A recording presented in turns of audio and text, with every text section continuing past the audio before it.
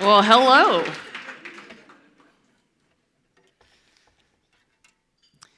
Well, good evening, everyone. Thank you so much for spending your Monday night here tonight with us at House of Hope's 15th anniversary annual banquet, right? Let's go. That's great.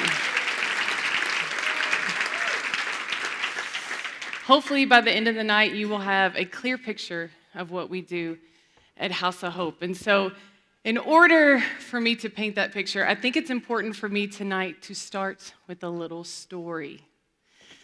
My husband, Josh, and I have 3 beautiful children, boys. Their ages are 9, 5, and 5. Now, our youngest 2 are Irish twins. They're 11 and a half months apart. Yeah, thank you. Whoa, say it. My husband and I have always loved a challenge, and I guess we thought it would be fun to see what it'd be like to have an exaggerated version of twins. And can I tell you that fun is not the answer? It was not fun. I would use a lot of other words, but fun is not one of them. 3 years ago, Josh's grandfather, as our family was growing, wanted to bless us. And so he decided to gift us a 1996 gray Chevrolet conversion van. Does anyone know what that looks like? I have a picture if you don't. Yes. Now, at that time, we had a 5-year-old and 2 toddlers. And for whatever reason, I was trying to hold on to some shred of coolness as a mother. And so when my husband pulled up in that van, I said, I will not be driving that van. Several months later, I was in a family wedding in Waterloo. And that morning, my husband had to take the car I usually drove to run some errands, leaving me with the van. That morning started like every other morning back then. It was chaos. There was crying, both from my children and myself. We were running behind because we were always running behind. I thought I would save time by putting curlers in my hair. And as I shuffled my kids out the door, because, I had to drop them off at 2 different locations. You can't give people both of them. You got to separate them, right? So I had to take them to 2 different locations across town and get back in town to meet the family to carpool to the wedding. And as I walked up to the van, I put the key in that he left and turned to unlock the van. Now, earlier, I told you that we got the van from his grandfather that lived in Detroit.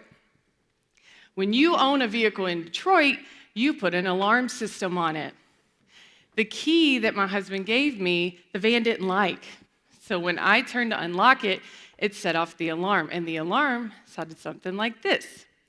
Wee-oo, wee-oo, wee-oo, wee-oo, whoop, whoop, whoop, wee-oo, wee-oo, wee-oo, whoop, whoop, over and over and over again. So I think to myself, no big deal. I'm just going to get in the car, and I'll turn the ignition on, and the ignition will stop the alarm.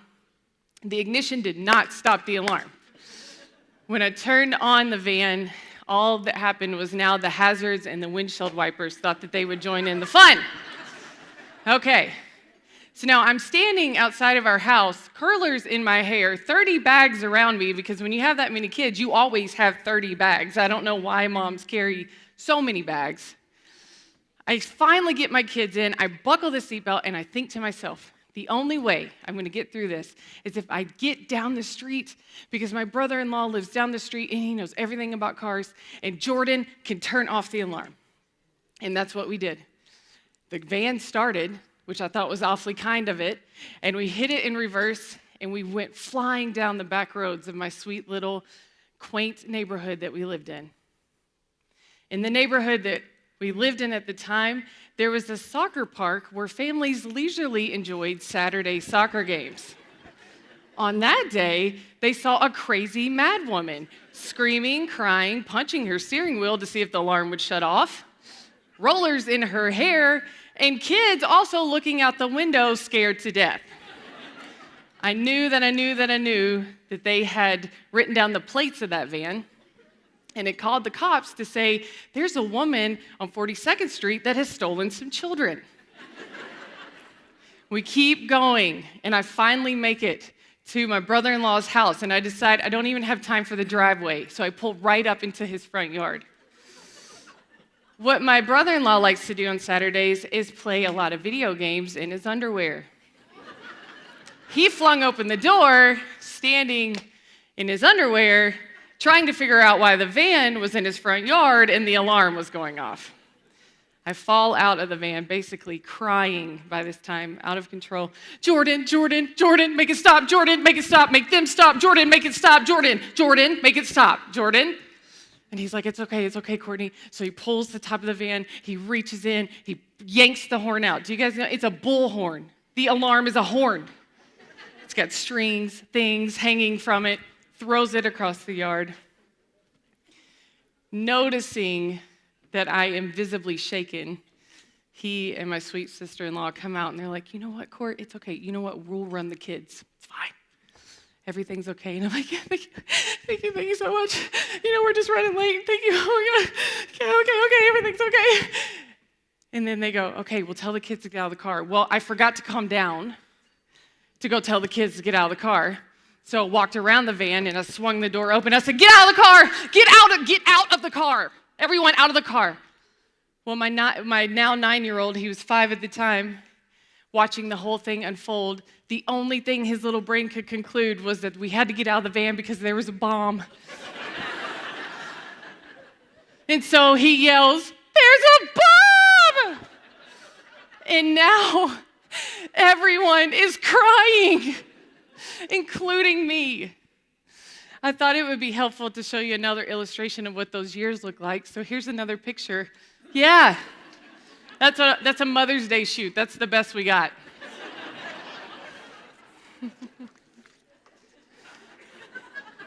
So good, right? So shortly after that day, I actually found myself sitting on Josh and I's therapist's couch, completely and utterly exhausted, with the belief that motherhood in those early years were actually going to kill me.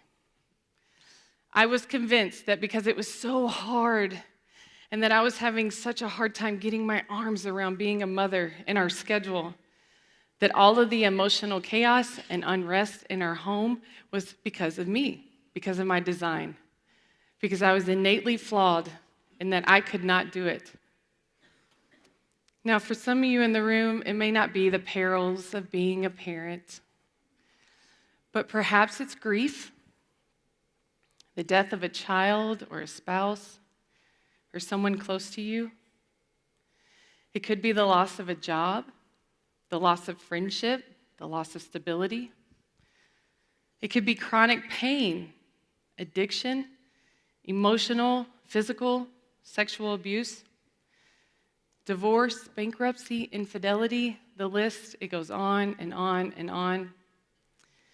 And when we experience times of stress and trauma or pain, it is the subconscious programming of our mind that translates our reality.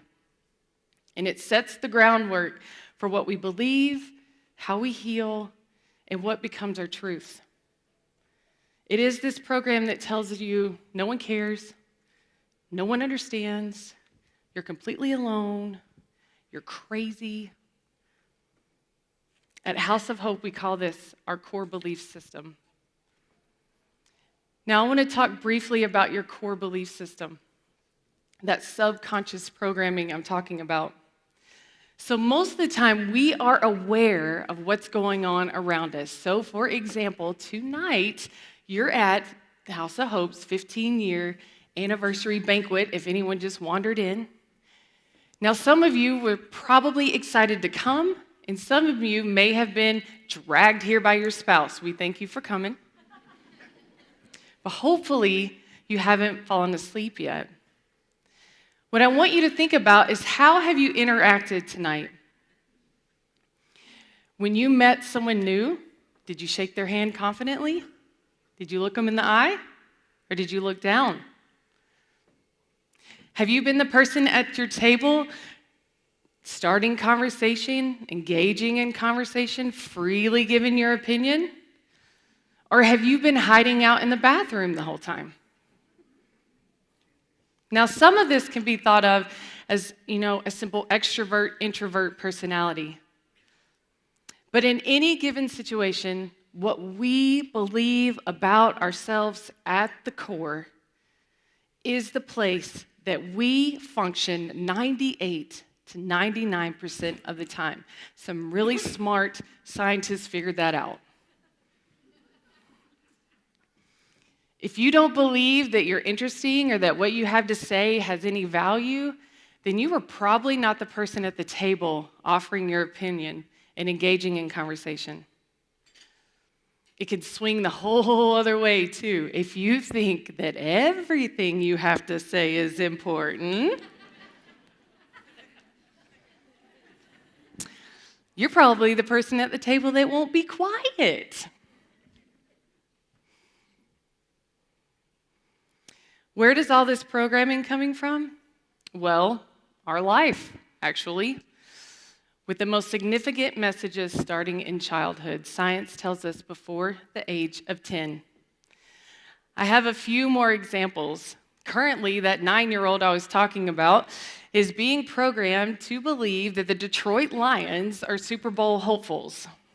Yeah. Even though their recent track record in history tells us a different story.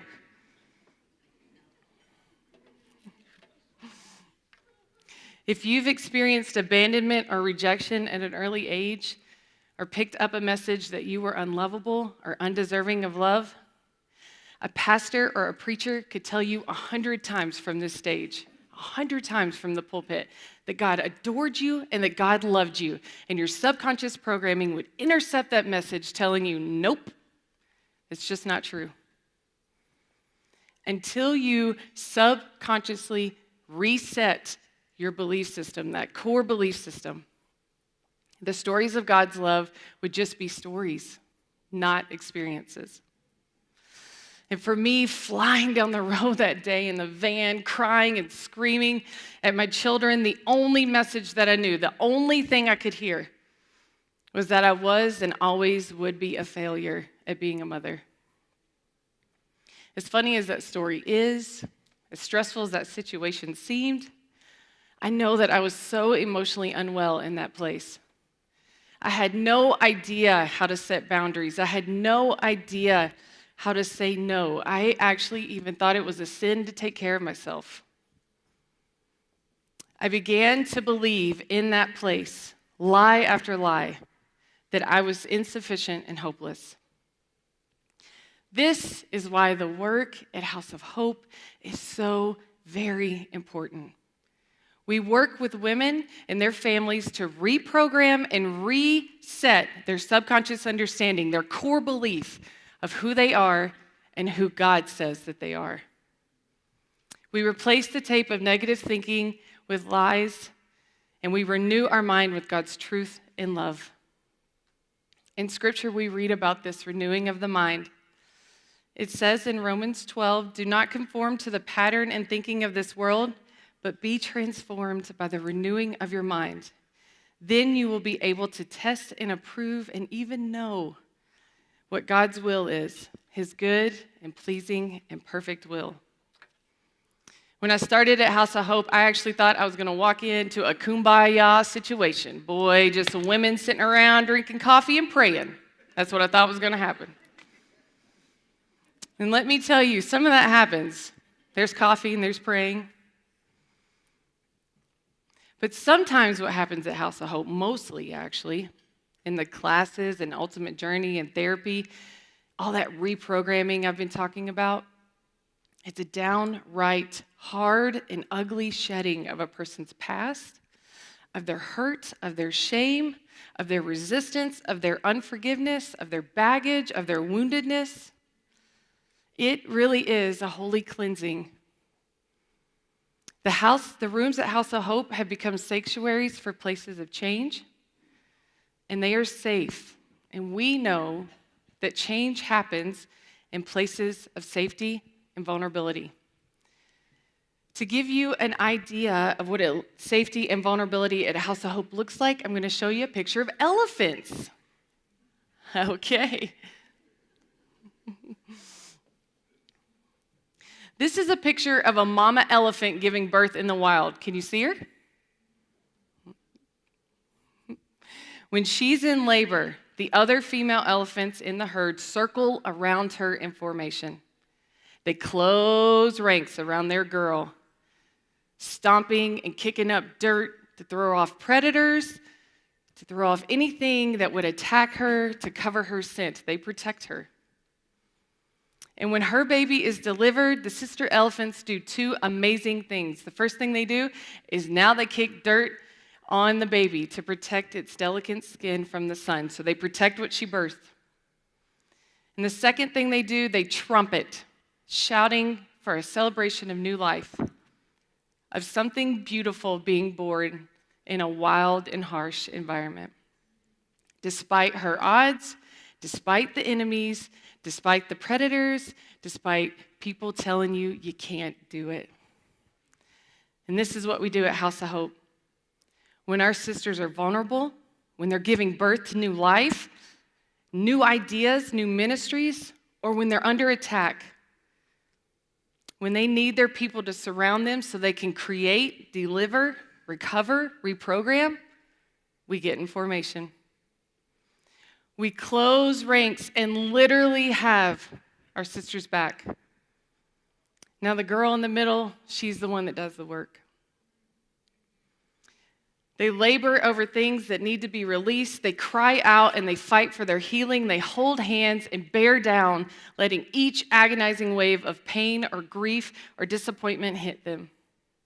They feel it all, not suppressing or ignoring.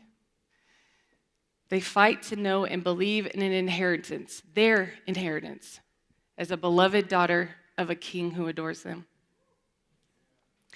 And when delivery finally comes, when new life makes its entrance, when healing has finally begun, when that long night has passed and our sister is ready to rise back up, we celebrate her. We cheer and we give thanks because we saw it through together. And when our sister is ready, she steps in and closes ranks as another one of our sisters' labor has just begun. Now, as we stand watch for these women, and while we offer encouragement and love and hope, we know that we must stay close, but we must also remain on the perimeter, pointing her to the middle, pointing her to the one who speaks the truth of who she is. It is Jesus who she wrestles with. It is Jesus who tends to her wounds. It is Jesus who quickens her step. It is Jesus who lifts her gaze. It is Jesus who helps her off the floor. It is Jesus who infuses and restores love. And it is Jesus who will show her that after death comes new life. Her new life. The life that she chooses. And this is what happens at House of Hope. I've experienced it and I've lived it. I've been the one in the middle, needing protection and refuge and hope. And I've stepped in and I've closed ranks around my sisters. And tonight, we are asking you to get in formation and close ranks around the women in your family, the women in your social circles, and the women in this community.